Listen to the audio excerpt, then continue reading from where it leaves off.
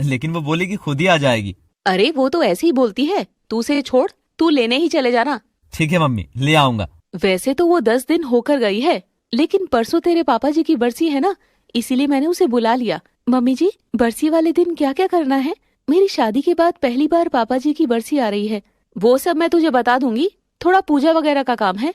हाँ मम्मी जी, इसीलिए आपसे पूछ रही हूँ। मम्मी मुझे भी बता देना, जो भी सामान लाना हो बाजार से ले आऊंगा मैं खुद ही जाकर ले आऊंगी बेटा, तू कहाँ काम छोड़कर जाएगा? कोई दिक्कत नहीं है मम्मी, मेरा पार्टनर है ना विक्की, वो संभाल लेगा सब। अरे अपने पार्टनर पर इतना भी भरोसा मत रख। मम्मी हमारा बिजनेस पार्टनरशिप में चल रहा है, भरोसा तो रखना ही पड़ेगा। वैसे मम्मी जी ठीक कह रही हैं, चाहे कितनी ही पार्टनरशिप की हो, आंखें मूंद कर भरोसा नहीं करना चाहिए। वही तो मैं कह रही हूँ। अरे विक्की बहुत अच्छा है, अभी हमें 8 महीने हो गए बिजनेस शुरू किए को, आज तक 1 रुपया भी ऊपर नीचे नहीं हुआ है। बहुत अच्छी बात है, नहीं हुआ तो, लेकिन फिर भी बेटा, पैसे देखकर हर किसी का ईमान डोल जाता है। आपकी बात ठीक है, लेकिन विक्की ऐसा नहीं है, वो तो बहुत केयर करता है, मुझे पूरा भरोसा है उस पर। अब हम तो ज्यादा क्या बोले, आपके बिजनेस का आपको ज्यादा पता है। तभी घर के बाहर कार का हॉर्न बजने लगता है। वो विक्की ही था जो हॉर्न बजा रहा था। लो, शैतान का नाम लिया और शैतान हाजिर। पता नहीं क्यों मुझे तो ये ठीक नहीं लगता। चलो आप दोनों सास बहू मिलकर उसकी चुगलियां करो, मैं तो चला उसके साथ। सोमेश विक्की के साथ बैठकर काम पर चला जाता है। दरअसल 8 महीने पहले ही विक्की और सोमेश ने पार्टनरशिप में बिजनेस करना शुरू किया था। अगले दिन सुनिधि की ननद वैशाली भी घर आ जाती है। हेलो मम्मी, हेलो भाभी। नमस्ते दीदी, कैसी हैं आप? अकेली आई है क्या बेटा? सोमेश लेने नहीं आया? मम्मी, मुझे पता था कि आपने भैया को जरूर कह के रखा होगा, लेकिन मैंने तो टाइम ही गलत बताया और मैं खुद ही आ गई। तुझे बड़ा शौक है अकेले आने जाने का, तो क्या करूं, कुंवारे रहते तो आपने मुझे शौक पूरे करने नहीं दिए। एक तो गरीबी, ऊपर से आपकी आदत, शादी के बाद तो आजादी है। हाँ हाँ, अच्छी किस्मत है तेरी, बहुत अच्छा घर मिल गया। तभी तो, खुला खाना पीना, खुला पैसा, सब अच्छा है, और भला क्या चाहिए? क्यों भाभी? हाँ बिल्कुल ठीक कहती हैं आप। भाभी, मेरे लिए अदरक वाली चाय बना दीजिए, बस थोड़ा पानी कम डालना, मुझे पता है यहाँ पर पानी वाली चाय ही बनती है। भाई तू तो बड़े नखरे वाली हो गई है, अब क्या करूं, जैसा रहन सहन है वैसी ही आदत पड़ गई है। सुनिधि थोड़ी देर में चाय बना कर ले आती है।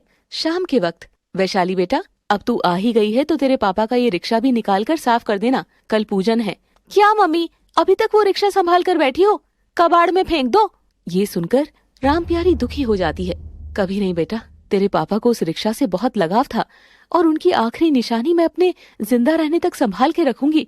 कौन से रिक्शा की बात करें मम्मी जी आप? बेटा तू तो नहीं जानती, लेकिन तेरे ससुर जी पहले रिक्शा चलाते थे और रिक्शा चलाने के बाद ही उनकी किस्मत धीरे धीरे काम करने लगी और कमाई भी अच्छी होने लगी। भाभी विश्वास मत करो, ये ऐसी बातें हैं बेकार की। तू चुप कर वैशाली, कोई बेकार की बातें नहीं है। उनके जाने के बाद मैं उनकी बरसी पर पूजा करवाती हूँ और साथ में रिक्शा को भी साफ करके पूजन करवाती हूँ। ये तो बहुत अच्छी बात है मम्मी जी।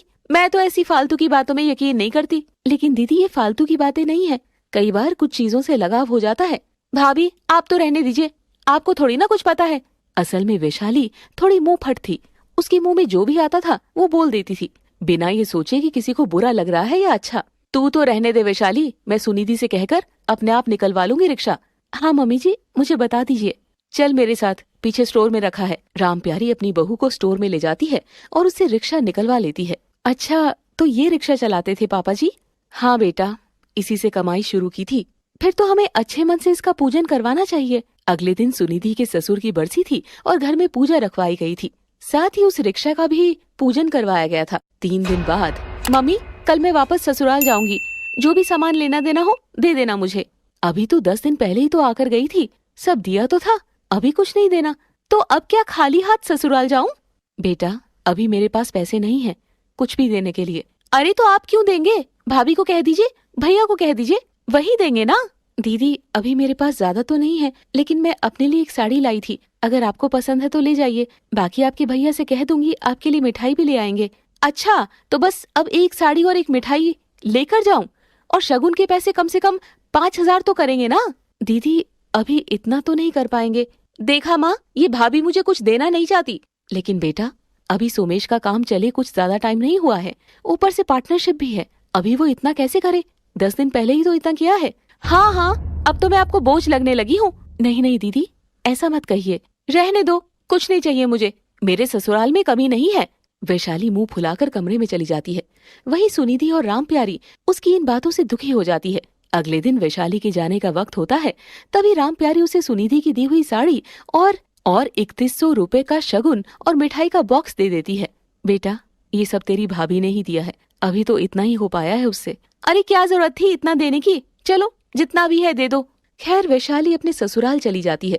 वो जब भी आती थी हर बार अच्छा खासा सामान और पैसा लेकर ही जाती थी। कुछ दिनों बाद सोमेश अपना कोट पैंट ढूंढ रहा था। मेरा कोट पैंट कहाँ रखा है? क्या बात है, आज कोट पैंट कैसे ढूंढ रहे हैं? वो आज विकी का बर्थडे है, तो शाम को सब लोग पार्टी करेंगे, तो आज मैं थोड़ा लेट हो जाऊंगा। अच्छा ठीक है, ज्यादा ड्रिंक मत करना। नहीं, ज्यादा नहीं करूंगा, थोड़ी बहुत तो करूंगा ही ना। वो तो मुझे पता है आप करेंगे ही, इसीलिए तो मैंने रोका नहीं। कोई फायदा तो है नहीं, बस लिमिट में करना। ठीक है, अब जल्दी से मेरा कोट पैंट निकाल दो। सुनिधि कोट पैंट निकालकर सोमेश को दे देती है। उसी रात सोमेश और विकी अपने कुछ दोस्तों के साथ बर्थडे की पार्टी में एंजॉय कर रहे थे। विकी भाई, बड़ी शानदार पार्टी दी है तूने, काफी जल्दी स्टैंड हो गया तू। अरे ये सब तो मेरे प्यारे दोस्त सोमेश की वजह से हुआ है, इसने मेरे साथ पार्टनरशिप जो कर ली। नहीं, हम दोनों ने ही मेहनत की है। बहुत अच्छा है सोमेश, मैं इसे अपने सगे भाई से भी बढ़कर मानता हूँ। बहुत अच्छी बात है, ऐसे पार्टनर मिले तो बिजनेस में तरक्की भी खूब होती है। हाँ बिल्कुल, अभी तो कुछ भी नहीं हुई है, अभी तो देखना 3-4 सालों में हम बहुत रईस बन जाएंगे। सभी काफी ड्रिंक करते हैं, डांस करते हैं और रात के 11:30 बजे तक विकी और सोमेश के सारे दोस्त घर चले जाते हैं। विकी यार, अब मुझे भी घर छोड़ दे, काफी रात हो गई है। यार तुझे और मुझे तो बैठकर बातें करने का मौका ही नहीं लगता, दिन भर काम और बस फिर घर जाना। हाँ वो तो है ही। ले यार, ये एक पैग और लगा ले। नहीं, वैसे ही सुनिधि ने कहा था ज्यादा ड्रिंक नहीं करनी, ऑलरेडी मैं 4 पैग लगा चुका हूँ यार। अरे यार, तेरे भाई का बर्थडे है, अब इतना भी नहीं करेगा क्या? चल तू कह रहा है तो एक दे दे। ऐसा करते करते सोमेश काफी ज्यादा ड्रिंक कर लेता है और वो पूरी तरह से नशे में चूर हो गया था। अच्छा सुमेश, और बता, तू मुझे पार्टनरशिप में रखकर खुश तो है ना? अरे भाई है तू अपना यार। हाँ बिल्कुल, बहुत खुश हूँ मैं भी बहुत खुश हूँ यार, मुझे तेरे पर बहुत भरोसा है। मेरे को भी यार, मेरे को भी। अरे वो मेहता जी का ऑर्डर आया था, आज तो मैं तुझे बताना ही भूल गया, साइन करवाने थे। अच्छा कोई बात नहीं, मेरी जगह तू ही साइन कर दे भाई, एक ही तो बात है। मैंने तो कर ही दिए थे, पर अब हम दोनों पार्टनर हैं तो दोनों को ही साइन करने होंगे ना। हाँ, खूब मजा आ रहा है ना यार पार्टी में। बातें करते करते विकी सोमेश को थोड़ी और ड्रिंक दे देता है और अब वो अपने कंट्रोल से बाहर हो गया था। तभी विकी अपने पॉकेट से एक डॉक्यूमेंट निकालता है। देखना यार, इस पर साइन कर दे, कल हमें ऑर्डर मिल जाएगा। हाँ दे, कहाँ साइन करने हैं? अबे तेरे लिए तो मैं कुछ भी कर सकता हूँ यार, कुछ भी। ऐसे ही मीठी मीठी बातों में विकी अपने दोस्त सोमेश को फंसाकर एक डॉक्यूमेंट पर उसके साइन ले लेता है। लेकिन विकी के दिमाग में आखिर चल क्या रहा था? चल सोमेश, मैं तुझे घर छोड़ देता हूँ।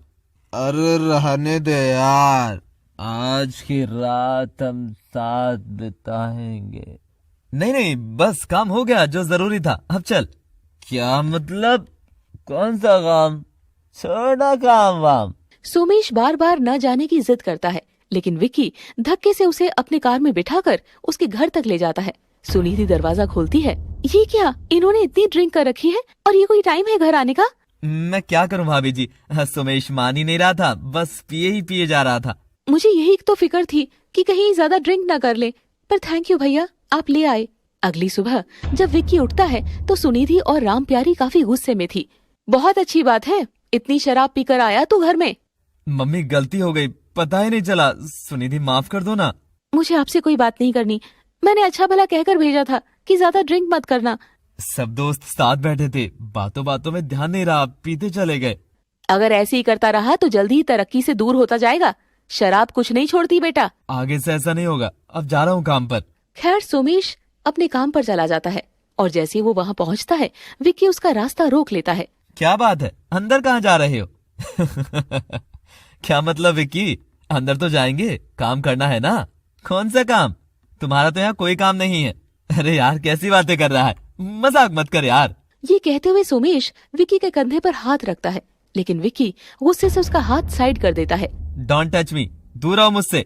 यार एक्टिंग मत कर, एक तो घर से वैसे ही परेशान होकर आया हूँ, तो मैं क्या करूँ, मुझे कोई मतलब नहीं है तुझसे।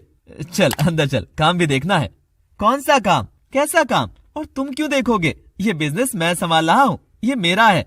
ये तू क्या बोल रहा है विक्की? और ऐसा घटिया मजाक मत कर। हम दोनों पार्टनर हैं। किसने कह दिया पार्टनर है? तूने कल ही तो सारा बिजनेस मेरे अंडर किया है, भूल गया? क्या मतलब? मैंने कब किया? तभी विकी वो डॉक्यूमेंट दिखाता है जिस पर सोमेश के साइन किए हुए थे। ये देखो, इस डॉक्यूमेंट में लिखा था कि ये बिजनेस तुम मुझे दे रहे हो, वो भी अपनी मर्जी से। ये नहीं हो सकता। ये सब देखकर सोमेश के पैरों तले जमीन खिसक जाती है और वो समझ गया था कि विक्की ने उसके नशे की हालत का फायदा उठाया है। तूने अच्छा नहीं किया विक्की। मेरे लिए तो अच्छा ही है, सारा बिजनेस मेरे अंडर आ गया। यार तुझे क्या हो गया? हम इतने टाइम से पार्टनर हैं। मेरे बारे में तो सोच, मैं क्या करूंगा? मेरे भी तो पैसे लगे हैं इसमें। तो मैं क्या करूं? मैंने तो शुरू से ये सोच रखा था, एक दिन तो ये सब करना ही था मैंने। मैं तेरे आगे हाथ जोड़ता हूँ, ऐसा मत कर, मैं बर्बाद हो जाऊंगा। मुझे कोई मतलब नहीं है, भले बर्बाद हो या मर जा या जी जा। Now get out. ऐसा मत कर यार, ये तूने बिल्कुल अच्छा नहीं किया। लेकिन विक्की उसकी एक नहीं सुनता और उसे वहाँ से बाहर निकाल देता है। सोमेश रोते हुए सड़क पर चलता जाता है। उसे ना तो ट्रैफिक का ध्यान था, ना ही किसी और चीज का। सोमेश खुद से दुखी होकर कहता है, अच्छा नहीं किया उसने, माँ सही कहती थी, मुझे इस पर भरोसा नहीं करना चाहिए था। अब क्या होगा? मैं तो बर्बाद हो गया। अचानक चलते चलते सोमेश की हालत खराब हो जाती है और वो बेहोश होकर वहीं जमीन पर गिर जाता है और तड़पने लगता है। आसपास के लोग भाग कर आते हैं। अरे इसको क्या हो गया? जल्दी आओ, लगता है कोई अटैक आया है, जल्दी से इसको अस्पताल लेकर चलो। जैसे तैसे सोमेश को अस्पताल पहुंचाया जाता है। वहीं घर पर सुनिधि और राम प्यारी को भनक तक नहीं थी। तभी सुनिधि का फोन बजता है। बेटा तेरा फोन बज रहा है। मम्मी जी आप उठा लो, मैं बर्तन धो रही हूँ। हाँ उठाती हूँ। वो फोन उठाती है और उसे पता चलता है कि सोमेश हॉस्पिटल में है और डर के मारे उसके हाथ से फोन गिर जाता है। घबराई हुई सुनिधि और राम प्यारी हॉस्पिटल पहुंचती है। हे भगवान, मेरे बेटे को क्या हो गया?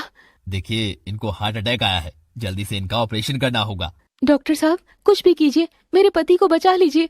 डॉक्टर साहब मैं आपके आगे हाथ जोड़ती हूँ, बचा लो उसे। ठीक है, आप जल्दी से कैश डिपॉजिट करवा दीजिए, हम ऑपरेशन की तैयारी करते हैं। हाँ मैं सब करती हूँ, बस मुझे थोड़ा सा वक्त दीजिए। सुनिधि जल्दी से घर जाती है और हर जगह से सारा कैश इकट्ठा करके हॉस्पिटल में जमा करवा देती है। हे भगवान, मेरे बेटे को ये क्या हो गया? वो तो काम पर निकला था। हाँ वही तो मैं सोच रही हूँ, विक्की भैया से पूछती हूँ, शायद उन्हें कुछ पता हो। हाँ फोन तो कर उसे। सुनिधि विक्की को कॉल करती है लेकिन विक्की कॉल नहीं उठाता। थोड़ी देर में सोमेश का ऑपरेशन भी हो जाता है। कुछ घंटों बाद सोमेश के होश में आने के बाद सुनिधि और राम प्यारी उससे मिलने जाते हैं। ये क्या हो गया आपको? इतनी बड़ी तो घर पर बात ही नहीं हुई थी, आपने इतनी टेंशन ले ली। हाँ बेटा, एक शराब का ही तो कहा था। ये बात नहीं है। तो फिर क्या बात है? मैं बर्बाद हो गया, विक्की ने मुझे बर्बाद कर दिया। क्या मतलब बेटा? ये आप क्या कह रहे हैं? विक्की भैया ने क्या किया? सोमेश उन्हें सारी बात बताता है। सच जानकर सुनिधि और राम प्यारी हैरान हो जाते हैं। मैंने तो कहा ही था बेटा, किसी पर भरोसा मत करना। आप चिंता मत कीजिए, सब ठीक हो जाएगा, बस अब आप कोई टेंशन नहीं लेंगे। सुनिधि सिर्फ सोमेश को तसल्ली देने के लिए ये सब बोल रही थी, लेकिन अंदर ही अंदर वो जानती थी कि हालत खराब होने वाली है। खैर 3 दिन बाद सोमेश को अस्पताल से छुट्टी मिल जाती है और अब वो घर पर ही अपने कमरे में बेड रेस्ट पर था। वहीं सुनिधि और राम प्यारी बहुत परेशान थे। बेटा मैंने सोचा भी नहीं था इतने बुरे दिन आ जाएंगे। ये सब बस विक्की की वजह से हुआ है, धोखेबाज निकला वो। हाँ लेकिन अब क्या होगा? जो पैसे जोड़कर रखे थे वो सारे इलाज में ही खर्च हो गए। वो बेटा थोड़े बहुत मेरे पास गहने रखे होंगे, उन्हें बेचकर कुछ दिन और निकाल लेंगे। हाँ मेरे पास भी है, लेकिन सोमेश जी को कभी पता नहीं लगना चाहिए कि हमें पैसों की परेशानी हो रही है। नहीं नहीं बेटा, उसे कुछ नहीं बताएंगे। इस तरह सुनिधि और राम प्यारी आर्थिक रूप से बहुत परेशानियां झेल रही थी, लेकिन सोमेश को वो अच्छा खाना पीना और इलाज दे रही थी। धीरे धीरे सुनिधि और राम प्यारी के सारे गहने भी बिक जाते हैं। कुछ दिनों बाद, माँ जी घर पर आटा नहीं है और पैसे भी नहीं है लाने के लिए। चिंता मत कर, मैं ये किराने वाले भाई से उधार ले आती हूँ, इतने सालों से जानता है, दे देगा। राम प्यारी किराने की दुकान पर उधार आटा लेने जाती है तो किराना वाला उसे खरी खोटी सुनाकर भेज देता है। बेटा उसने तो नहीं दिया, बोला पहले का उधार चुकाओ, उसके बाद आना भीख मांगने। हे भगवान, अब क्या करे मम्मी जी? तू चिंता मत कर, सामने वाली से लेकर आती हूँ, पड़ोसी तो पड़ोसी के काम ही आता है। ठीक है मम्मी जी, वैसे पहले उनसे भी कई बार ले चुके हैं, कहीं मना न कर दे। राम प्यारी अपने पड़ोस के घर जाती है। आ गई राम प्यारी, बताओ अब क्या चाहिए? वो बहन घर में आटा नहीं है। हाँ हाँ, हम तो यहाँ पर राशन की दुकान खोलकर बैठे हैं। पैसे आते ही तुझे सामान लाकर वापस दे दूंगी। एक बारी बहुत जरूरत है, बेटे को खाना देना है। हाँ हाँ ले जा, कोई बात नहीं, पड़ोसी हूँ इसीलिए दे रही हूँ, लेकिन इंसान में खुद को भी शर्म होनी चाहिए। राम प्यारी बेइज्जत होकर अपनी पड़ोसन से आटा उधार ले आती है, लेकिन उसकी भी मजबूरी थी। ले सुनिधि बेटा, आटा तो मिल गया, लेकिन साथ में काफी कुछ सुनने को भी मिला है। अब क्या करें माँ जी, आजकल इतने बुरे दिन चल रहे हैं, हर जगह से सुनने को ही मिल रही है। मैं वैशाली से बात करती हूँ, आजकल तो उसने आना भी बंद कर दिया है, पता नहीं कहाँ व्यस्त रहती है। राम प्यारी अपनी बेटी वैशाली को फोन लगाती है। कॉल पर, वैशाली बेटा, काफी दिन हो गए, तू एक बार भी नहीं आई भाई से मिलने। क्या करूं मम्मी, भाई तो बेड पर है, बस तुमसे हाल चाल जान तो लिया। बेटा घर की हालत बहुत खराब है, हम तो एक एक दाने के मोहताज हो गए हैं। हाँ इसीलिए तो नहीं आई, जब खुद का ही नहीं पूरा हो रहा तो मुझे क्या दोगे, मुझे तो खाली हाथ भेज दोगे ना। बेटा तुझे खाली हाथ जाने का दिख रहा है, यहाँ हमारी रोटी के टोटे पड़े हुए हैं, तू तो सुखी संपन्न है बेटा। कहना तो नहीं चाहती, लेकिन हो सके तो थोड़ी मदद कर दे। माँ आपको शर्म नहीं आती, मुझसे मदद मांग रही हैं? आपको पता नहीं बेटी की शादी के बाद उसके घर का पानी भी नहीं पीना चाहिए। बेटा जानती हूँ, पर स्वाभिमान को गिराकर मांगना पड़ रहा है, क्या करूँ, घर की हालत ही ऐसी है। मैं कुछ नहीं जानती, आज के बाद मांगने के लिए मुझे फोन मत करना। वैशाली भी बदतमीजी से बात करके फोन काट देती है और राम प्यारी को बहुत बुरा लगता है और वो रोने लग जाती है। रोइए मत माँ, माँ जी रोइए मत, सब ठीक हो जाएगा, बुरे वक्त में ही पता चलता है कौन अपना है। अब क्या करेंगे बेटा, हम तो पाई पाई को तरस गए। सुनिधि और राम प्यारी बहुत परेशान हो गई थी और आखिर सुनिधि को कोई एक आइडिया आता है। माँ जी मुझे पता लग गया, मुझे क्या करना है, अब तो बस एक ही रास्ता बचा है। लेकिन क्या बेटा? मम्मी जी मैं सोच रही हूँ कि जो पापा जी का रिक्शा रखा हुआ है, मैं वो रिक्शा चलाना शुरू कर देती हूँ। अरे ये कैसी बात कर रही है बेटा, तू औरत होकर क्या रिक्शा चलाएगी क्या? तो क्या हुआ मम्मी जी, काम तो काम ही होता है। नहीं नहीं बेटा, तू इस घर की बहू है, और फिर लोग क्या कहेंगे कि राम प्यारी की बहू रिक्शा चलाती है। मम्मी जी अभी भी आपको लोगों से कोई उम्मीद है क्या? देखा नहीं मुसीबत के दिन आते ही कैसे बदल गए सब लोग। ये तो तेरी बात ठीक है बेटा, लेकिन ये काम तू रहने दे। नहीं नहीं रिक्शा नहीं चलाना। नहीं मम्मी जी मना मत करो, मैं यही काम करूंगी, प्लीज मुझे आपके साथ की बहुत जरूरत है। बेटा कल को सोमेश को भी पता लगा तो उसे कितना बुरा लगेगा कि उसकी पत्नी रिक्शा चलाती है। अभी उन्हें कंप्लीट बेड रेस्ट बताया हुआ है, उन्हें कुछ नहीं पता लगेगा। मैं दिन भर काम करके घर आ जाऊंगी। बेटा मेरा मन नहीं मानता कि मैं तुझे रिक्शा चलाने के लिए हाँ कहूँ। मम्मी जी प्लीज मैं आपके आगे हाथ जोड़ती हूँ, अभी हमें कुछ भी काम करने की बहुत जरूरत है, कब तक मांग के खाएंगे। सुनिधि अपनी सास को बार बार समझाने की कोशिश करती है और काफी कहने के बाद आखिर उसकी सास मान ही जाती है। ठीक है अब तो इतनी जिद कर रही है तो चला ले। थैंक यू मम्मी जी, मैं जल्दी से रिक्शा निकाल कर लाती हूँ। सुनिधि स्टोर रूम से अपने ससुर का रिक्शा निकाल कर ले आती है और उस रिक्शा को लेकर बाहर निकल जाती है और सभी आसपास के लोग ये देखकर हैरान हो जाते हैं। अरे अरे देखो तो, राम प्यारी की बहू रिक्शा चलाकर जा रही है।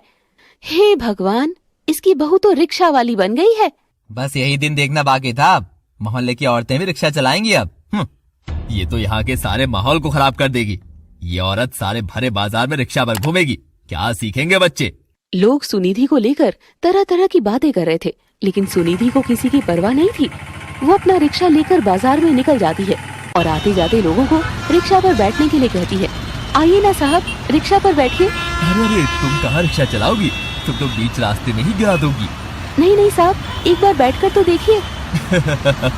कोई बेवकूफ ही होगा जो तुम्हारे रिक्शे पर बैठेगा। साहब सुनिए तो सही। लेकिन वो आदमी बिना कोई जवाब दिए वहाँ से चला जाता है। फिर सुनिधि थोड़ा और आगे जाती है और वो एक औरत से रिक्शे पर बैठने के लिए कहती है। मेम साहब बैठिए ना मेरे रिक्शे पर। अरे तुम्हारे रिक्शे पर मैं क्यों बैठूं? तुम्हें तो ढंग से रिक्शा चलाना भी नहीं आता होगा। नहीं नहीं मुझे आता है, एक बार आप बैठकर तो देखिए प्लीज। नहीं नहीं मैं नहीं बैठूंगी। और वो औरत भी दूसरा ऑटो लेकर वहाँ से चली जाती है। इस तरह सुनिधि दिन भर धूप में यहाँ वहाँ भटकती है, लेकिन उसका कोई ग्राहक नहीं बन रहा था। हे भगवान, कोई तो ग्राहक बन जाए, आज तो 1 रुपए की भी कमाई नहीं हो रही है। मम्मी जी क्या सोचेंगी। शाम तक सुनिधि कई लोगों से रिक्शा पर बैठने की गुहार करती है, लेकिन कोई भी उसके रिक्शा पर नहीं बैठ रहा था और वो उदासी से घर वापस आने लगती है। अरे देखो तो कैसे मुंह उतार रखा है इसने, लगता है कोई ग्राहक नहीं बना। बिल्कुल, भला इस रिक्शे पर कौन बैठेगा? बता तो सुनिधि, कितने करोड़ कमा कर आई है। अरे शक्ल देख, लगता है 1 रुपया भी नहीं मिला। सुनिधि बिना कुछ कहे सीधा घर में चली जाती है और रोने लग जाती है। तो रामप्यारी समझ जाती है, बेटा मैंने कहा था ना, रिक्शा चलाने से कोई फायदा नहीं होगा, देखा ना। हाँ मम्मी जी, आज तो एक ही दिन हुआ है मुझे, मैं इतनी जल्दी हार नहीं मानूंगी। देखना कल मुझे जरूर ग्राहक मिलेंगे। अब और कोशिश करके देख ले बेटा, कोई फायदा नहीं होगा। लेकिन सुनिधि हार नहीं मानने वाली थी और अगली सुबह फिर से वो रिक्शा लेकर निकल जाती है। आइए ना मेम साहब, बैठिए ना मेरी रिक्शा पर। नहीं नहीं, मैं नहीं बैठूंगी। साहब मेरी रिक्शा पर बैठ जाइए, मैं छोड़ देती हूँ आपको। पागल हो गई है क्या? जा यहाँ से, तेरे रिक्शे पर कोई नहीं आएगा। तभी एक कंपनी में जॉब करने वाली एक औरत उसके पास आती है। अरे ये रिक्शा तुम्हारा है क्या? हाँ हाँ, मेरे रिक्शे पर बैठिए ना मेम साहब प्लीज। अरे भाई तुम औरत होकर रिक्शा चला रही हो, क्या बात है? क्या करूँ मेम साहब, काम की बहुत जरूरत है इसीलिए रिक्शा चला रही हूँ। वाह भाई, बहुत अच्छा उदाहरण साबित करने वाली हो तुम, इतनी मेहनत का काम कर रही हो। थैंक यू मेम साहब, चलो फिर मुझे छोड़ दो। सुनिधि उसे रिक्शा पर बैठा लेती है और उसे घर तक छोड़ देती है। वाह, तुमने तो बहुत अच्छे से चलाया है रिक्शा। थैंक यू मेम साहब, मेरी पहली कमाई आपसे ही हुई है। अरे भाई ये तो तुम्हारा हक है। इस तरह शाम तक उसे 2-3 ग्राहक और मिल जाते हैं और शाम को वो थोड़ी बहुत कमाई लेकर घर चली जाती है। बेटा कैसा रहा आज का दिन? बहुत थक गई होगी ना? नहीं नहीं मम्मी जी, मैं बिल्कुल ठीक हूँ, देखो थोड़े पैसे भी बन गए हैं, आज की रोटी तो खा ही लेंगे। हाँ बेटा तू बहुत मेहनती है, जरा सोमेश से बात कर ले, पूछ रहा था तेरे बारे में। तभी सुनिधि अपने पति सोमेश के पास जाती है। सुनिधि, आज तो तुम मुझसे मिलने ही नहीं आई कमरे में, क्या तुम भी मुझसे परेशान हो गई हो? अरे अरे ये कैसी बातें कर रहे हैं, ऐसा कभी हो सकता है क्या? बस मैं थोड़ा काम में व्यस्त थी। अच्छा, वो मम्मी से मैंने पूछा था कि सुनिधि कहाँ है, उन्होंने भी यही बोला। हाँ, मैं आपके लिए खाना बना कर लाती हूँ। तुम कितनी अच्छी हो, कितनी सेवा कर रही हो मेरी। ये तो हमारा फर्ज है। अगले दिन फिर से सुनिधि रिक्शा लेकर निकलती है और पड़ोस के लोग उस पर ताने कसते हैं। अरे अरे कुछ तो शर्म कर ले, औरत होकर रिक्शा चला रही है। लेकिन काकी इसमें क्या गलत है, मैं तो मेहनत से ही कमा रही हूँ ना। अरे मेहनत के काम तो और भी बहुत होते हैं, जरूरी तूने मर्दों वाले ही काम करने हैं? ये रिक्शा मेरे ससुर जी का है और इसी से उनकी कमाई शुरू हुई थी और मेरी भी, मुझे ये काम करने में कोई शर्म नहीं है। एक तेरी जैसी बेशर्म औरत की वजह से हमारा मोहल्ला खराब हो रहा है, इसकी शिकायत करनी पड़ेगी। क्या शिकायत करेंगे कि मैं रिक्शा चलाती हूँ? क्या ये कोई गुनाह है? देखो देखो तो कितनी जुबान चलती है इसकी। सुनिधि फिर कोई जवाब नहीं देती और अपना रिक्शा लेकर चली जाती है और आज भी उसे कुछ ग्राहक मिल जाते हैं। शाम को सुनिधि थोड़े और पैसे लेकर घर आती है। देखो ना मम्मी जी, आज तो और अच्छी कमाई हुई है। शुक्र है भगवान का जो ये काम चल गया है। मैं कहती थी ना मम्मी जी, ये पैसे लीजिए और उस किराने वाले को और पड़ोस का जो भी देना है बकाया देकर आइए। हाँ हाँ, अभी उसके मुंह पर मार कर आती हूँ। बड़ा खरी खोटी सुना रहा था ना उस दिन। राम प्यारी सुनिधि से पैसे लेकर किराने का उधार चुका आती है और अपने पड़ोस में भी सामान वापस दे आती है। वाह राम प्यारी, और कुछ तो बना नहीं तो अपनी बहू को ही रिक्शा पर चढ़ा दिया तूने। अब क्या करें, बुरे दिन आए हैं तो कोई भी काम दिखे करना ही पड़ता है। अरे कुछ तो ख्याल किया होता, रिक्शा वाली बहू अच्छी लगती है क्या तुझे? हाँ, मुझे मेरी बहू बहुत अच्छी लगती है। आज उसी की वजह से हमारा घर चल रहा है, हम रोटी खा पा रहे हैं। वाह रे वाह, कलयुग का टाइम तो अब आया है असली। इस तरह अब सुनिधि रोज रिक्शा चलाने का काम करने से अच्छी कमाई कर लेती थी। लेकिन राम प्यारी और सुनिधि ने सोमेश को ये बात नहीं बताई थी। उसी रात आधी रात में उनके घर का दरवाजा बजने लगता है। राम प्यारी की जाग खुल जाती है। अरे ये आधी रात में भला कौन आ गया? वो उठकर बाहर जाती है तो उसे अपने पड़ोसन की आवाज आती है। राम प्यारी, ओ राम प्यारी, दरवाजा खोल तो। अरे ये तो सामने वाली पड़ोसन है। राम प्यारी दरवाजा खोल देती है और देखती है कि उसकी पड़ोसन बहुत घबराई हुई थी और रो रही थी। अरे क्या हुआ, इतना क्यों घबराई हुई हो? देखना रात के 2 बज गए हैं, अब ना तो कोई रिक्शा मिलेगा ना कुछ। एम्बुलेंस वाले को भी कॉल की है, वो फोन नहीं उठा रहे। पर हुआ क्या? मेरी बहू को हॉस्पिटल लेकर जाना है, उसकी तबीयत बहुत खराब है। तेरी बहू को बोलना रिक्शा लेकर आए, मैं तेरे आगे हाथ जोड़ती हूँ। हाँ हाँ तू चिंता मत कर, मैं अभी उसे उठाती हूँ, पर शोर मत कर वरना मेरा बेटा जाग जाएगा। राम प्यारी जल्दी से अपनी बहू के पास जाती है और उसे धीरे से उठाकर बाहर आने का कहती है। बेटा, सामने वाली पड़ोसन आई है, उसकी बहू को हॉस्पिटल लेकर जाना है तेरे रिक्शा पर। अच्छा ये वही है ना जो मुझे ताने सुना रही थी? क्या सोच रही है सुनिधि, चल जल्दी। लेकिन बहन, तुम्हें तो मेरी बहू का रिक्शा चलाना पसंद ही नहीं है, फिर अब कैसे? राम प्यारी, मैं गलत थी, पर अभी ये सब बोलने का वक्त नहीं है, तू चल जल्दी। हाँ हाँ जल्दी चलिए।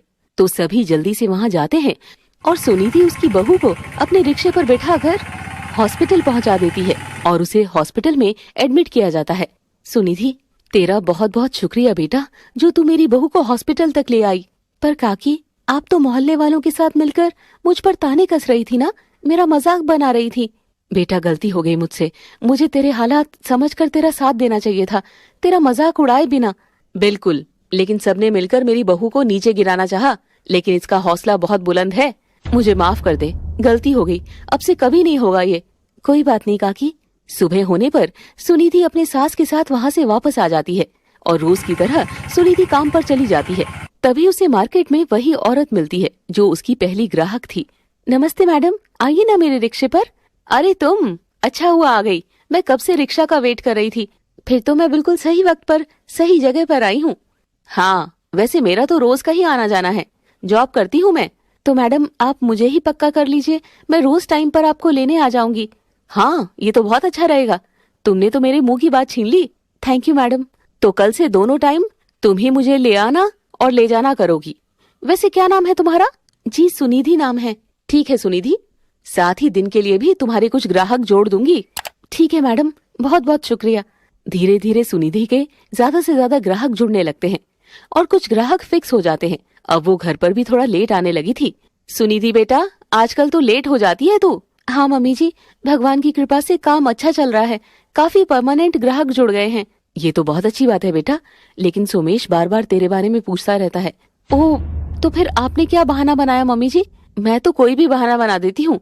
अभी तो वो बेड रेस्ट पर है, लेकिन जब उठने लग जाएगा तब क्या कहेंगे? इस बारे में तो कुछ सोचा नहीं मम्मी जी, देखते हैं आगे क्या होता है। सुनिधि अपने पति सोमेश के पास जाती है। सोमेश थोड़ा उदास दिख रहा था। क्या बात है, आप उदास लग रहे हैं? तुम बताओ सुनिधि, क्या हो रहा है? आजकल तुम मेरे पास बहुत कम आती हो, क्या मैं तुम्हें बोझ लगने लगा हूँ? अरे नहीं नहीं, ऐसा गलत मत सोचिए, आप तो मेरे पति हैं और आप मुझे कभी बोझ नहीं लगोगे। मुझे तो लगता है कि तुम मुझसे दूर जाने लगी हो। बस मैं जल्दी से ठीक होना चाहता हूँ ताकि काम कर सकूं। ऐसा कुछ भी नहीं है, कसम से।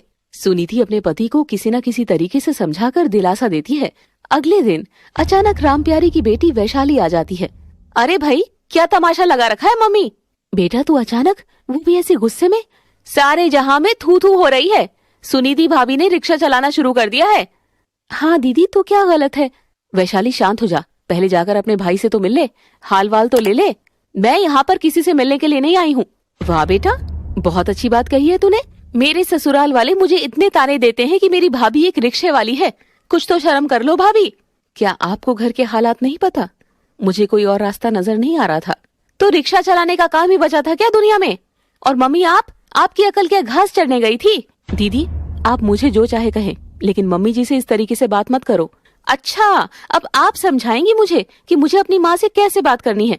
2 कौड़ी की रिक्शे वाली। हाँ, ये बात सुनकर रामप्यारी को वैशाली पर बहुत गुस्सा आता है और वो उसे एक थप्पड़ लगा देती है। वाह मम्मी, आज पहली बार आपने मुझे थप्पड़ लगाया, वो भी इस जाहिल औरत की वजह से।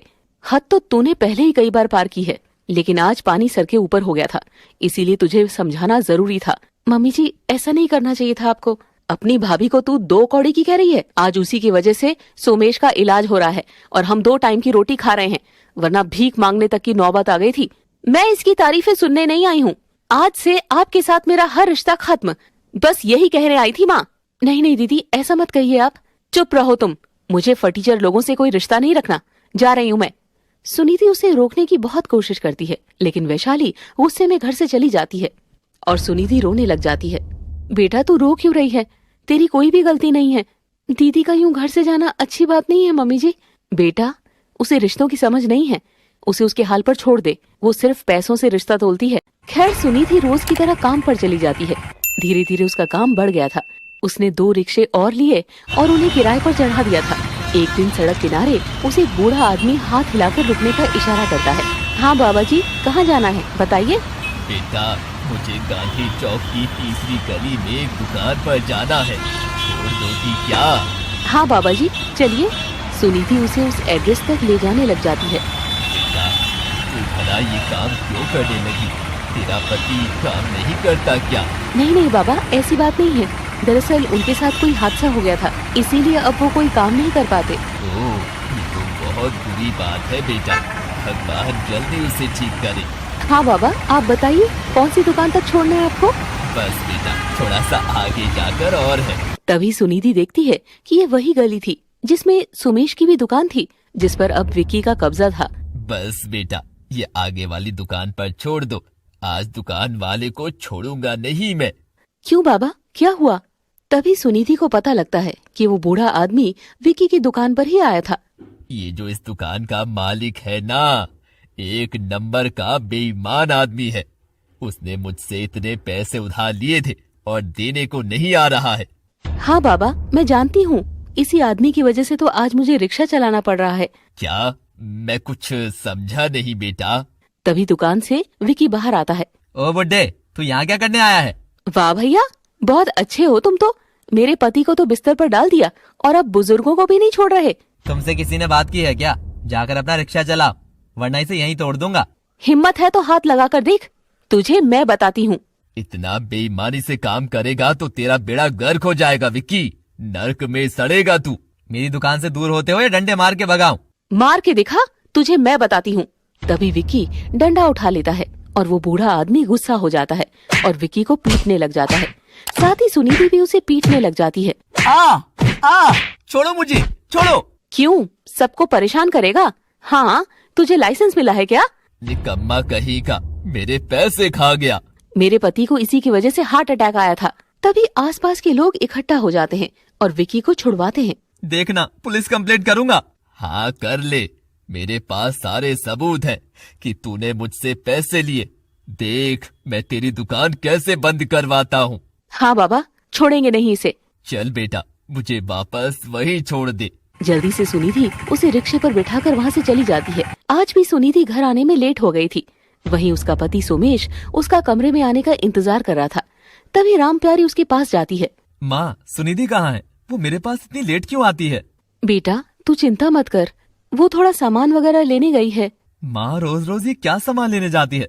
जब भी मैं आपसे पूछता हूँ आप हमेशा ऐसे ही कहती हैं। अरे बेटा, तू क्यों चिंता करता है? पता नहीं क्यों, मुझे काफी दिनों से बड़ा डर लग रहा है कि सुनिधि मुझसे दूर होने लगी है। नहीं नहीं बेटा, बहू ऐसी नहीं है, तू आराम से सो जा, बस उसे अभी भेजती हूँ। ठीक है। जैसी सुनिधि घर पर आती है, राम प्यारी उसे सारी बात बताती है और सुनिधि जल्दी से सोमेश के पास जाती है। अब तो रोजाना यही होने लगा था। धीरे धीरे सोमेश की हालत में भी सुधार आ रहा था। सुनिधि, अब तो मैं ठीक हो रहा हूँ, अब तो तुम मुझसे दूर नहीं होती ना? अरे आप क्यों एक ही बात सोचते रहते हैं? मैं तो कहीं पर भी दूर नहीं हो रही हूँ। तुम झूठ बोलती हो, इसलिए दिन भर मेरे पास नहीं आती, मुझसे बात नहीं करती। ऐसा नहीं है जी, मैं भगवान की कसम खाकर कहती हूँ। अच्छा ठीक है। कुछ दिनों बाद रोज की तरह सोमेश सुनिधि का इंतजार कर रहा था और आखिर वो शाम के वक्त कमरे से बाहर आता है और उसी वक्त सुनिधि रिक्शा चलाकर घर में आ रही थी। सोमेश उसे इस तरह देखकर हैरान हो जाता है। बेटा तू, आप? राम प्यारी और सुनिधि भी घबरा गए थे क्योंकि उन दोनों का झूठ पकड़ा गया था। ओह अच्छा, तो ये सामान लेने जाती हो तुम रोज रोज झूठ बोलकर? मुझे बेवकूफ बनाती रही तुम दोनों सास बहू। नहीं नहीं बेटा, ऐसा नहीं है, हम तो तुम्हें बताना चाहते थे। आप शांत हो जाइए, अंदर चलिए, मैं सब बताती हूँ आपको। तभी सोमेश अंदर जाकर रोने लग जाता है क्योंकि वो अपनी पत्नी को रिक्शा चलाते देख दुखी हो गया था। अब मैं इस लायक भी नहीं रहा कि कुछ कर सकूं। अब मेरी पत्नी को रिक्शा चलाना पड़ रहा है। कितना बेकार हो गया हूँ मैं। नहीं नहीं, ऐसा मत कहिए प्लीज, मैं आपके आगे हाथ जोड़ती हूँ। बेटा, सुनिधि की मेहनत को मिट्टी में मत मिला, ऐसी बात मत कर, वो ये सब तेरे लिए ही कर रही है। तो आप दोनों को ये लगता है कि सुनिधि का ये हाल देखकर मुझे अच्छा लगेगा? मैं जानती हूँ आपको बिल्कुल अच्छा नहीं लग रहा, बस इसी वजह से हम आपको सच्चाई नहीं बताना चाहते थे क्योंकि डॉक्टर ने आपको टेंशन लेने से मना किया था। लेकिन अब तो सामने आ गया ना, आखिर सच कभी भी ज्यादा वक्त तक नहीं छुपता है। मैं जानती थी कि मैं ये सब ज्यादा वक्त तक छुपा नहीं पाऊंगी, लेकिन कुछ वक्त बाद मैं आपको खुद बता देती। हाँ बेटा, हमने सोचा था कि हम तुझे बताएंगे, पहले बस तू थोड़ा ठीक हो जाए। मेरा मन कर रहा है कि इस दुनिया को छोड़कर चला जाऊं। अपनी पत्नी का ये हाल मैंने ही किया है, ये सब मेरी ही वजह से हुआ है। तभी सुनिधि भी रोने लग जाती है और राम प्यारी भी। अच्छा, आप इस दुनिया को छोड़कर जाना चाहते हैं? ठीक है, चले जाइए। आत्महत्या करना चाहते हैं, कर लीजिए, साथ में मैं भी कर लूंगी। हे राम, इतना अशुभ, ऐसे क्यों बोल रहे हो तुम दोनों? और क्या बोलूं माँ, इनकी वजह से मैं इतनी मेहनत कर रही हूँ और ये है कि छोड़कर जाना चाहते हैं हमें, तो मैं भी जी कर क्या करूंगी इनके बिना। सोमेश बेटा, तुझे टाइम टू टाइम दवा मिलती रहे और हम सब पेट भर खाना खा सके। इसी वजह से सुनिधि इतनी मेहनत कर रही है, क्योंकि वो सिर्फ तुझे सुख देना चाहती है। इन्हें तो मेरी मेहनत से कोई मतलब नहीं है, इन्हें तो बस सबसे दूर होना है। मैं ही चली जाती हूँ सब कुछ छोड़कर। नहीं नहीं, ऐसे मत कहो सुनिधि, मुझे माफ कर दो, मेरा ये मतलब नहीं था, लेकिन तुम्हें ऐसे देखकर मुझे बिल्कुल अच्छा नहीं लग रहा। आप ऐसा क्यों सोच रहे हैं? कोई भी काम छोटा बड़ा नहीं होता। पापा जी भी तो यही काम करते थे ना। हाँ बेटा, और रिक्शा चलाते चलाते ही उन्होंने बहुत मेहनत की, ये घर तक बनाया, तुम्हें पढ़ाया लिखाया, और फिर मैंने भी रिक्शा चलाकर इतना कमाया है कि मैंने 2 रिक्शा और लेकर किराए पर चढ़ा दिए हैं। क्या सच में? तुम इतनी तरक्की कर चुकी हो? और क्या, तो आप है कि गलत ही बोलते जा रहे हैं। मुझे माफ कर दो सुनिधि, मैं तुम्हें गलत नहीं बोल रहा था, बस मुझे लगा न जाने क्यों तुम मुझसे दूर रहने लगी हो। पर अब तो सब सच पता लग गया है ना, अब आप प्लीज टेंशन मत लो। हाँ बेटा, और हमें माफ कर दे जो हमने तुझे सच्चाई नहीं बताई। कोई बात नहीं, मैं जानता हूँ मेरे भले के लिए आपने ये सब किया है। अब तो सोमेश अच्छे से समझ चुका था। धीरे धीरे सुनिधि खूब मेहनत करती है और काफी सारे और रिक्शा खरीद लेती है और उन्हें जरूरतमंद लोगों को किराए पर दे देती है। वाह बेटा, मुझे तुझ पर बहुत गर्व है। मैंने सोचा भी नहीं था कि एक रिक्शा चलाने वाला इंसान इस मुकाम तक भी पहुंच सकता है। हाँ मम्मी जी, ये सब ईश्वर की कृपा से हुआ है। मुझे तुम पर बहुत गर्व है सुनिधि, अब तो मैं भी ठीक हो गया हूँ, मैं भी तुम्हारे साथ इसी काम में लग जाऊंगा। अब तो हमें ज्यादा काम करने की जरूरत ही नहीं है। मैंने अब तक बहुत सारे रिक्शा खरीद लिए हैं और कोई भी जरूरतमंद मेरे पास आता है तो मैं उसे रिक्शा किराए पर दे देती हूँ। बहुत अच्छी बात है बेटा, दूसरों का भला करने से ही खुद का भला होता है। तो उनके दिन अच्छे होने लगे थे और घर का हाल भी सुधर गया था। उनका खान पान रहन सहन सब हाई क्लास हो रहा था। तभी एक दिन उनके घर पर वैशाली आती है। अरे वैशाली, तू आज कहाँ रास्ता भटक गई बेटा? मम्मी, अब मैं नाराज भी कब तक रहती? आपने तो कभी बात करने की कोशिश नहीं की, इसीलिए मैं ही आ गई। झूठ मत बोल, मैंने तुझे कितने फोन किए हैं, लेकिन तूने तो मेरा नंबर ही ब्लॉक कर दिया था। वो मम्मी, मैं गुस्से में थी। वैसे भाभी और भैया कहाँ हैं? वो दोनों तो काम पर गए हैं। क्या भैया ठीक हो गए हैं क्या? हाँ ठीक है, लेकिन खैर तुझे क्या लेना देना। और बता, कैसे आना हुआ? अरे मम्मी, मैं ऐसे आई हूँ। आप ऐसे क्यों पूछ रही हैं? क्योंकि तू तो सारे रिश्ते तोड़ कर गई थी ना। मेरे ससुराल वाले ताने देते थे, भाभी रिक्शा चलाती थी, लेकिन अब मुझे पता लग गया है कि भाभी खूब कमाई करने लगी है, काम काफी बढ़ गया है। ओहो हो, अच्छा अब मैं समझी, इसी वजह से तू आई है। जब गरीब थे तो तूने हमें गालियां दी, हमारी बेइज्जती की, और आज हमने तरक्की कर ली तो तू वापस आ गई है। माँ, मैं आपकी बेटी हूँ, आप मुझे ऐसे क्यों कह रही हैं? भले बेटी हो या कोई भी हो, जो गलत रास्ते पर चलता है उसे सही नहीं कह सकते। अब बस भी करो, भाई भाभी के सामने ऐसी बातें मत करना, मुझे पसंद नहीं है। तू तो उन्हें अपना भाई भाभी मानती ही नहीं है, पैसे आए तो तू भी आ गई। वाह बेटा, खैर आजकल की दुनिया ऐसी ही है, बस भी करो ना। रात को सोमेश और सुनिधि घर आते हैं और वैशाली से मिलते हैं। भैया भाभी, मुझे माफ कर दो, मुझसे बहुत बड़ी गलती हो गई। कोई बात नहीं दीदी, हम पुरानी बातों पर चर्चा नहीं करेंगे। हाँ बहन, जो हो गया सो हो गया। खैर वैशाली कुछ दिन रहती है और फिर से ढेर सारा सामान लेकर वापस ससुराल चली जाती है। ये मेरी बेटी इतनी लालची है, मुझे तो शर्म आती है। छोड़िए ना मम्मी जी, दीदी को कितना तो आना होता है, उन्हें हमसे आस है इसीलिए आती है। हाँ माँ, इन बातों पर ध्यान मत दो, और अब तो हम इस काबिल बन गए हैं कि जो वैशाली मांगेगी उसे वही दे सकेंगे। हाँ दीदी घर की बेटी है और उनका खुश रहना भी जरूरी है। धीरे धीरे सोमेश और सुनिधि मिलकर इतनी तरक्की कर लेते हैं कि वो अपनी रिक्शा कंपनी खोल लेते हैं और खुद ऑफिस में बैठते हैं और रिक्शा किराए पर देते हैं। कितना अच्छा लग रहा है ना सोमेश? हाँ सुनिधि, ये सब तुम्हारी वजह से हुआ है। तभी एक रिक्शा वाला उनके ऑफिस में आता है। साहब, वो जो विक्की था ना, आपको धोखा देने वाला, हाँ उसका तो नाम ही मत लो मेरे सामने। अरे साहब, विक्की ने आपको धोखा दिया और आज वो खुद बर्बाद हो चुका है। ऐसा क्या हो गया उसे? जरा उस दुकान पर जाकर देख कर आइए, आप खुद ही समझ जाएंगे। मुझे भी आज ही पता लगा जब मैं वहाँ से गुजर रहा था। चलो सुनिधि, जाकर देखते हैं। सुनिधि और सोमेश बाइक पर उस दुकान पर पहुंच जाते हैं और दुकान का हाल देखकर दोनों चौंक जाते हैं, क्योंकि सारी दुकान जलकर खाक हो गई थी। हे भगवान, ये क्या? दुकान जल कैसे गई? यहाँ तो कोई है भी नहीं। बुरे का नतीजा बुरा ही होता है सोमेश। खैर चलो यहाँ से चलते हैं। न जाने विक्की कहाँ है, आजकल क्या कर रहा है। तभी अचानक उसके पास आकर कोई उसके पैर पकड़ लेता है और जोर जोर से रोने लग जाता है। उस आदमी के कपड़े फटे हुए और काफी पुराने थे। कौन है? क्या कर रहे हो? हटो। दूर हट, कौन हो तुम? तभी वो आदमी अपना मुंह ऊपर करता है तो सुनिधि और सोमेश हैरान रह जाते हैं, क्योंकि वो विक्की था। विक्की तुम? ये तुम्हें क्या हो गया? ये हाल? मुझे माफ कर दो, मैंने तुम्हें धोखा दिया। और देखो मेरे साथ क्या हो गया, आज मेरे पास फूटी कौड़ी भी नहीं है। हाँ मैंने देख लिया सब, लेकिन ये सब कैसे हुआ? न जाने कैसे शॉर्ट सर्किट से आग लग गई, सब कुछ जलकर राख हो गया। लेकिन हम भला तुम्हारी क्या मदद कर सकते हैं? तुमने तो हमें भी बर्बाद करने का ही सोचा था। माफ कर दो, मुझसे गलती हो गई। गलती कहूँ या पाप, लेकिन मुझे बचा लो प्लीज। लेकिन हम भला क्या कर सकते हैं विकी? मुझे पता है तुम्हारी रिक्शा कंपनी है, मुझे रिक्शा किराए पर दे दो, मैं रिक्शा चलाने का काम कर लूंगा। नहीं नहीं, बिल्कुल नहीं। हमें तुम पर बिल्कुल विश्वास नहीं है। कल को तुम इस काम में भी हमें धोखा दे दोगे। नहीं ऐसा नहीं होगा। भला मैं रिक्शा लेकर कहाँ जाऊंगा? मैं हाथ जोड़ता हूँ, मेरी मदद कर दो। ये सब तो हमारे साथ धोखा करने से पहले सोचना चाहिए था कि जिन्हें तुम बर्बाद करने का सोच रहे हो उनसे तुम्हें मदद भी मांगनी पड़ सकती है। मैं अंधा था, पैसों के लालच में मुझे कुछ दिखाई नहीं दे रहा था। लेकिन मैं तुम्हें काम पर रखने का रिस्क नहीं ले सकता। कल को तुम कोई और गलत हरकत कर सकते हो। मैं हाथ जोड़ता हूँ, ऐसा मत करो, मैं खत्म हो जाऊंगा प्लीज। विकी उनके आगे बहुत गिड़गिड़ाने लग जाता है और रोने लग जाता है।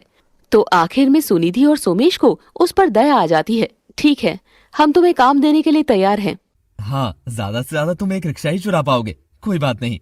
Thank you so much. अब मैं ऐसा कोई गलत काम नहीं करूंगा, खूब मेहनत करूंगा। विकी उनसे रिक्शा किराए पर ले लेता है और रिक्शा चलाने का काम करने लगता है। और इस तरह सुनिधि और सोमेश बहुत शानदार जिंदगी जीने लगते हैं। तो दोस्तों, जब हम दूसरों के लिए गड्ढा खोदते हैं तो दूसरी जगह हमारे लिए भी एक गड्ढा तैयार हो रहा होता है। दूसरों का बुरा करने से हमारे साथ भी हमेशा बुरा ही होता है। तो दोस्तों, कमेंट बॉक्स में बताइए कि आपको कैसी लगी